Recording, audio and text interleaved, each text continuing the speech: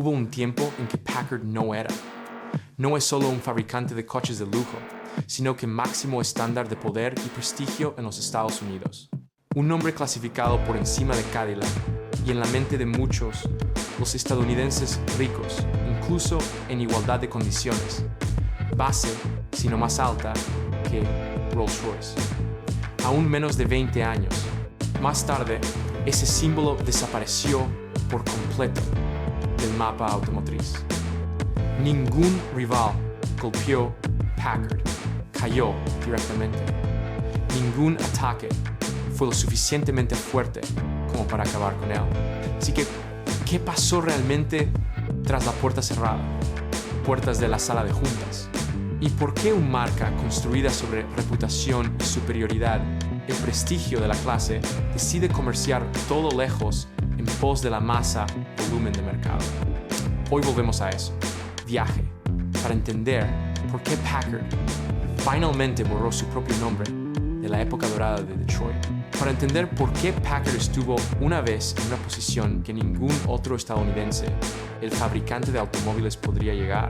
Tenemos que volver hasta los albores del automóvil estadounidense industria, cuando los coches todavía eran de lujo artículos en lugar de transporte masivo. A finales del siglo XIX, América estaba entrando en su segunda ola de industrialización.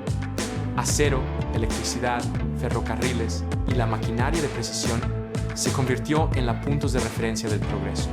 Y en ese contexto, el automóvil no fue visto como un producto de consumo, sino como un logro técnico reservado para el élite. En 1898, James Ward Packard compró un Winnington Automobile, uno de los primeros coches en Estados Unidos. Casi inmediatamente se rompió abajo. Cuando Packard volvió a quejarse al fabricante, no lo recibió una disculpa, pero un desafío frío. Si eres tan capaz, ¿por qué no construyes uno mismo? Para muchos, eso habría sido un insulto. Para James Ward Packard, fue el comienzo de una filosofía. En 1899, Packard fundó su propia empresa y el objetivo no era construir más coches que Ford, pero para construir los mejores coches posible, sin importar el costo. En los primeros años del siglo XX, la industria automovilística estadounidense crece rápidamente dividido en dos caminos. En un extremo estaba el Ford modelo T barato, sencillo, diseñado para las masas. Por otro lado, había un pequeño grupo de fabricantes de lujo, como Pierce Arrow, Peerless, Duesenberg y Packard, donde se fabricaban automóviles más bien como yates o vagones de tren Pullman. Packard se distinguió rápidamente dentro de este grupo a través de una constante filosofía: suavidad, durabilidad y fiabilidad absoluta. En 1916, la empresa introdujo el Packard Twin 6, el primero del mundo automóvil producido en masa con éxito, impulsado por un motor V12 con un ángulo de 60 grados y una cilindrada de más de 7.0L. El motor fue diseñado por Packard con el objetivo final: la suavidad. El largo del cigüeñal estaba finamente equilibrado y los componentes móviles se mecanizaron con precisión extrema, permitiendo que el motor operara con casi ningún efecto perceptible de vibración. Como resultado, el chasis no requirió estructuras pesadas de crudo para absorber movimiento, permitiendo que el diseño general permanecer limpio y sobrio. Esto fue expresado más claramente en el largo capucha recta extendida, con confianza. No ocultar, sino afirmar silenciosamente la perfección del motor debajo de él. Los paneles del capó planos con un diseño minimalista. Las crestas estampadas mostraban que Packard tenía. No es necesario usar el estilo para distraer. Ingeniería. Al frente, el alto parrilla de radiador minimalista vertical transmitió la senilidad de la arquitectura frontal, colocando el coche en una postura de control total. El cuerpo destacado, largo, de proporciones bajas, plano y paneles laterales continuos, mientras que suavemente guardabarros curvados, envueltos alrededor de las ruedas, creando un equilibrio entre lo mecánico, disciplina y movimiento natural. El compartimiento del motor fue diseñado con orden, con mangueras y componentes metálicos dispuestos lógicamente, sirviendo tanto a nivel mecánico, estética y facilidad de servicio a largo plazo. Durante la Primera Guerra Mundial, Packard recibió la tarea por el gobierno de los EEUU con la producción de motor de avión Liberty 12. Este no es un trabajo asignado a ensambladores en masa, sino a empresas capaces de fabricación de precisión de grado militar. Packard no solo cumplió la tarea, sino que funcionó tan bien que su reputación ascendió a un nivel completamente nuevo. A partir de ahora, Packard ya no será simplemente un fabricante de coches de lujo. Se convirtió en un símbolo de precisión ingeniería sin compromiso. Pero en 1929, cuando Wall Street se derrumbó y América entró en la Gran Depresión y la industria del automóvil de lujo se convirtió en una de las primeras víctimas. Los fabricantes de automóviles de lujo independientes desaparecieron como hojas que caen. Nombres una vez considerados inmortal, como Peerless, Pierce Arrow y Duesenberg, desaparecieron uno a uno, dejando atrás el silencio fábricas y salas de exposición vacías como iglesias abandonadas. En ese contexto, lo que más llamó la atención fue que Packard no caía. Sobrevivió no por milagro, sino a través de la disciplina financiera y de grandes reservas de efectivo acumuladas durante el periodo anterior a años, junto con una reputación de durabilidad y refinamiento que mantuvieron a clientes ricos que permanecen leales. Como a principios de la década de 1930, Packard ocupaba una posición a la vez símbolo de prestigio, y una empresa lo suficientemente estable para continuar produciendo automóviles, mientras todo el lujo del segmento se estaba asfixiando. El pináculo de esa época fue el año 1934, Packard 12. La característica más llamativa del Packard 12 yacía en sus proporciones. La capucha era extraordinariamente larga, el cuerpo bajo y estirado hacia atrás, creando una presencia que era a la vez poderosa y elegante. Esto no era musculoso espectáculo, pero también un sentido de lo visual peso. El coche parecía inmóvil, todavía control absoluto radiado. El Dietrich versión convertible Victoria expresada, esto se ve más claramente con su suave bajada, asientos superiores y traseros para pasajeros compartimento que hace que aparezca la parte delantera aún más imponente. El diseño, el lenguaje del Packard 12 era muy fuerte, influenciado por el Art Deco, pero sobrio, con gran disciplina. El cuerpo se curva, eran suaves y continuas, libres de excesos, crestas o detalles que distraigan. El alto, una parrilla estrecha y vertical, se alzaba como una columna arquitectónica como elemento central, punto focal, mientras que los elementos cromados se utiliza con moderación para enfatizar la forma en lugar de que llamar la atención. En el interior, el diseño interior del Packard 12, la misma filosofía. La madera preciosa era profundamente pulido. El cuero era grueso, suave y duradero, y componentes metálicos. Eran pesados y sólidos al tacto. Todo estaba dispuesto con equilibrio y claridad, sin ningún sentido de experimentación o compromiso. El Packard 12 no necesitaba demostrar que lo era lujoso. Hacía que la gente se sintiera lujoso con solo acercarse a él. Sin embargo, en medio de la depresión, vendiendo, los coches de ultra lujo no podían sostenerla toda la operación por mucho tiempo. Y así, el liderazgo de Packard alcanzó una decisión impulsada por la supervivencia de crear un mundo más Packard asequible para mantener el efectivo flujo.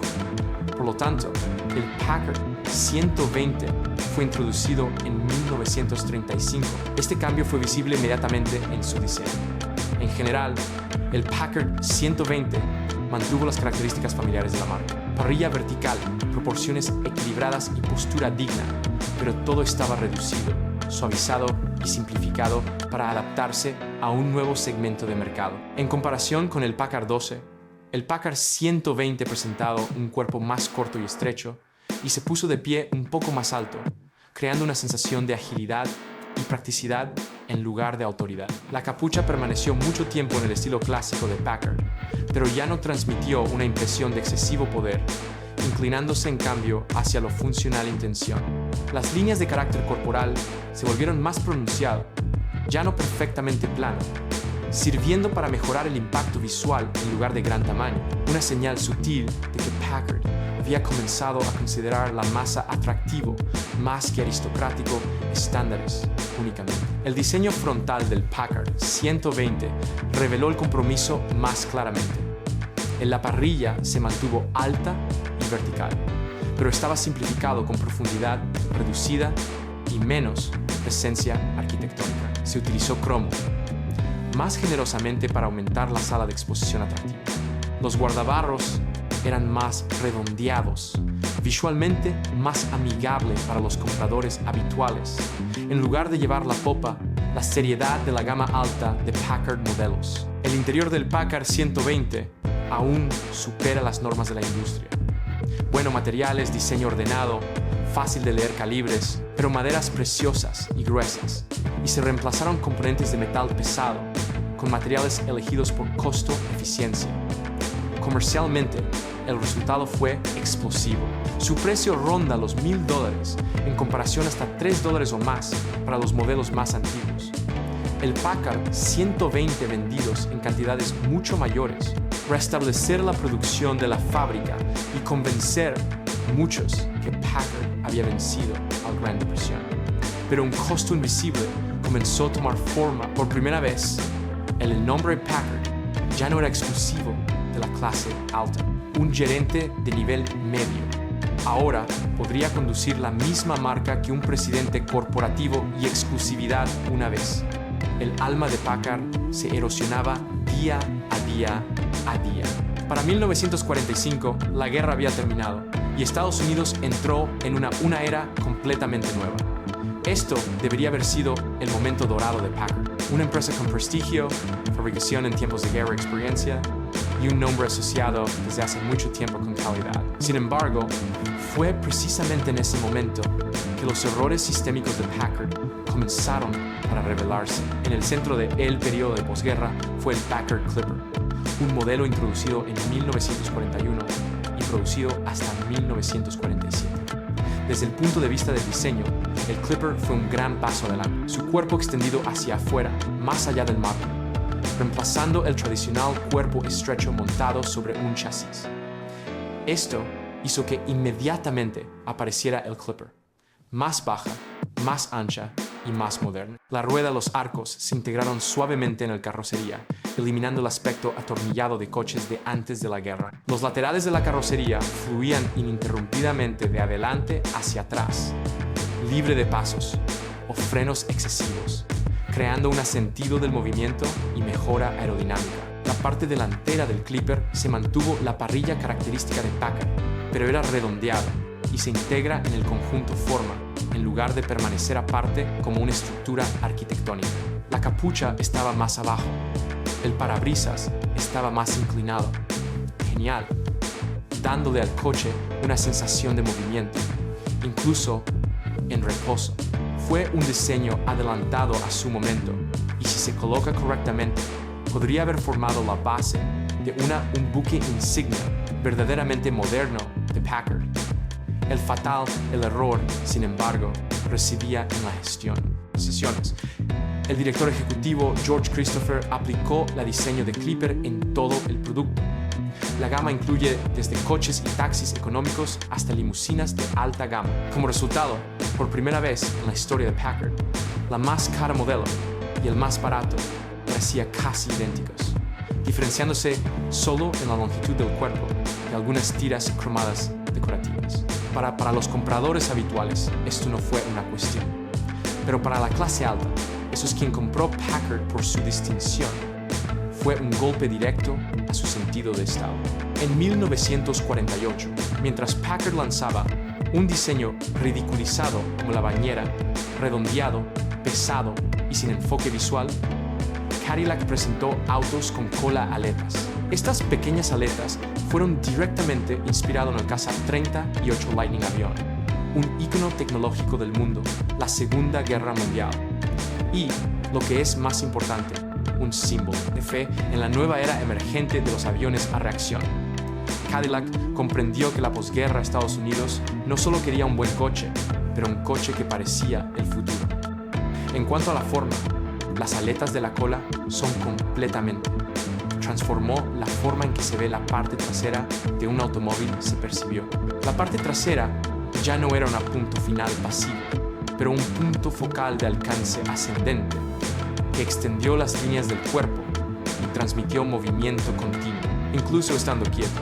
Un Cadillac con aletas traseras parecía ser avanzando rápidamente.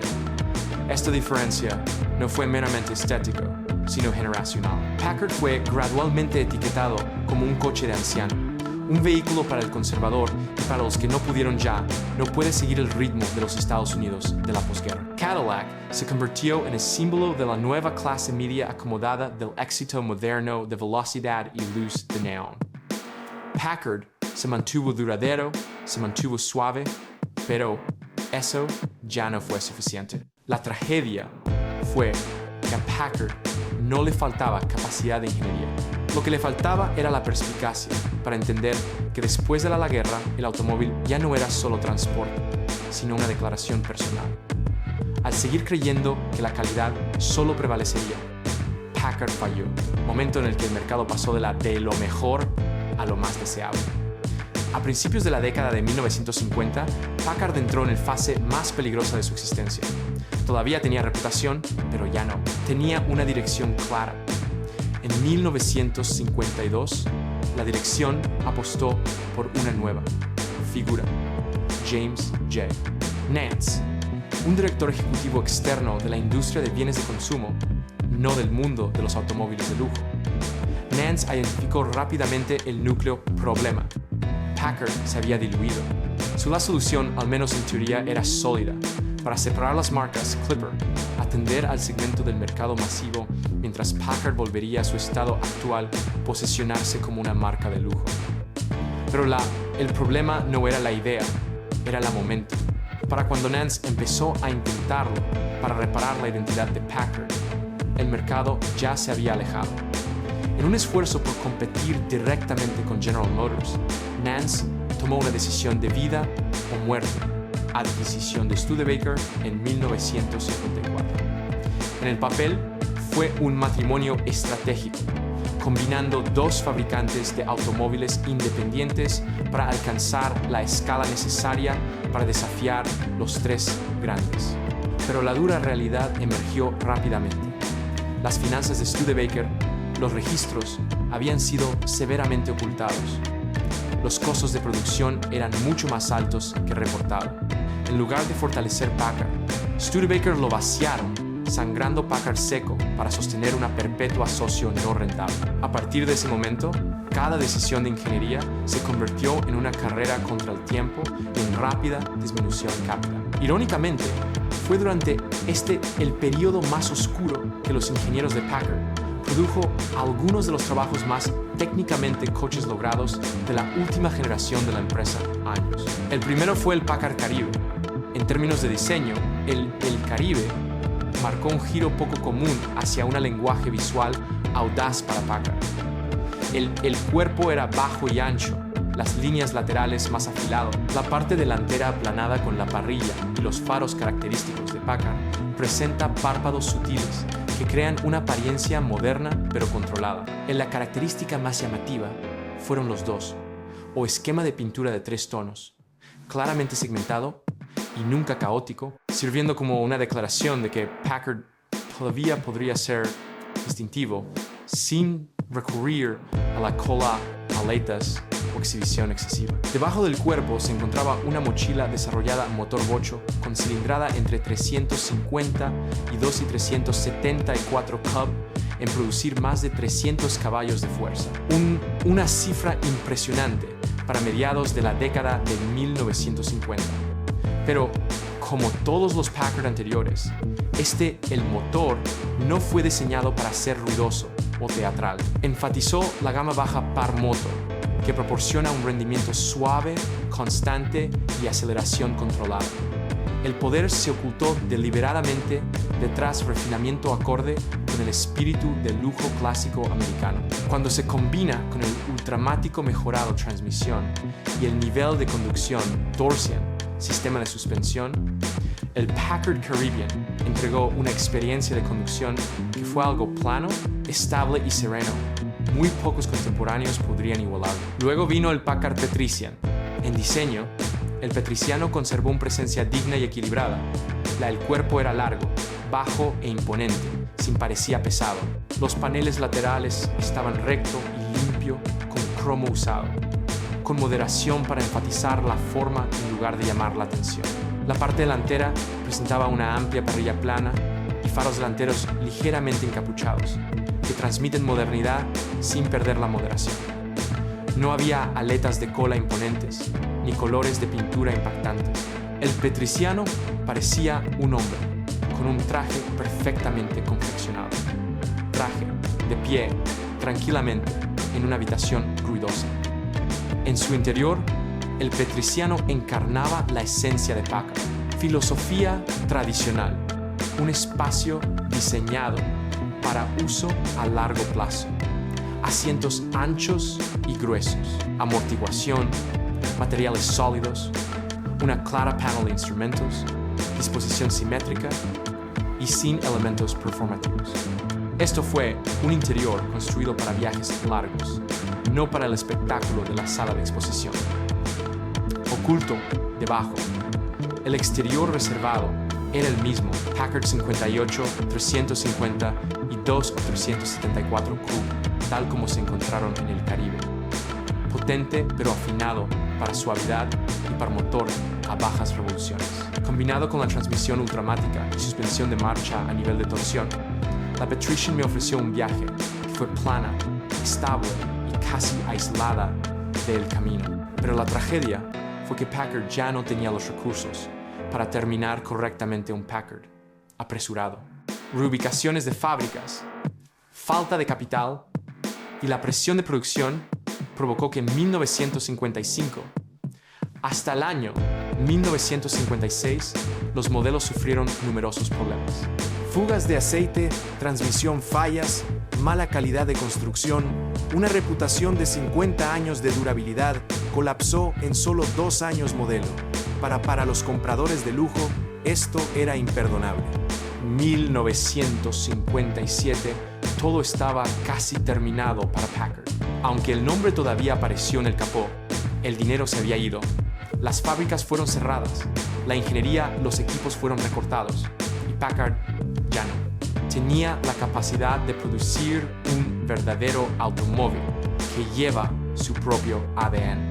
En una situación desesperada, en un intento de sobrevivir, Packard aceptó el compromiso más amargo de su historia. El resultado fue el Packard Hawk de 1958, coche que más tarde fue apodado despectivamente como el Packard Baker. En esencia, era simplemente un Studebaker Golden Hawk, equipado con un parte delantera de fibra de vidrio en un intento de se asemejan a un Packard. Las proporciones eran crudo, las líneas forzadas, la nariz pesada y desequilibrado. El halcón no parecía nada como un Packard y nada que ver con lo que Packard siempre había representado. Ver el halcón empacado se sentía como ver un envejecido rey obligado a llevar la ropa de otro hombre, ropa para su aparición final. Los distribuidores de Packard se negaron a venderlo, los clientes se alejaron. Nadie les creyó. El nombre todavía significaba lo que una vez significó. El 13 de julio de 1958, el nombre Packard fue eliminado oficialmente del nombre de la empresa. Sin funeral, sin gran anuncio, solo una línea de texto que desaparece de registros corporativos estadounidenses y con que una de las mayores marquesinas de EEU. La historia del automóvil no murió por ingeniería inferior ni de mayor fuerza rivales, sino de una supervivencia fragmentada, el silencio y la pérdida de su final dignidad. Mirando hacia atrás en todo el viaje, 3 golpes fatales se convierten claro. El primero fue la desilusión con la marca. Cuando Packard se abalanzó sobre la masa segmento de mercado con el Packard 120, no solo vendió más coches, sin saberlo vendió la exclusividad que definió su nombre. El segundo fue diseño conservador en la posguerra, cuando América anhelaba el futuro. Mientras Packard continuaba hablando idioma del pasado. Y finalmente, el golpe mortal fue el acuerdo con Studebaker. Fusión desastrosa que agotó a Packard de sus finanzas, tiempo y recursos restantes fuerza. Hoy en día, cada Packard que sigue en la carretera es un fragmento de América memoria. De una época en la que los automóviles se construyeron sobre el honor de la ingeniería, no hojas de cálculo de marketing. Y quizás El mayor legado de Packard no es su V12 o bocho, pero una advertencia discreta. Nunca intercambies tu alma por volumen. Si la historia de Packard te hizo dudar abajo por un momento, presiona como para apoyar los recuerdos que se niegan a ser olvidados. De la época dorada de Detroit. Suscríbete a el canal si quieres continuar yeguas americanas exploradoras que una vez estuvieron en la cima solo para desvanecerse en el silencio, no por rumores, sino por hechos reales, historia e ingeniería real. Y si alguna vez has visto un Packard en persona o llevan recuerdos ligados al clásico americano, coches, deja un comentario abajo. En la próxima video continuaremos este viaje con otro nombre de los independientes, marcas Hudson o Nash, que también tocaron grandeza y luego cayó igual de rápido.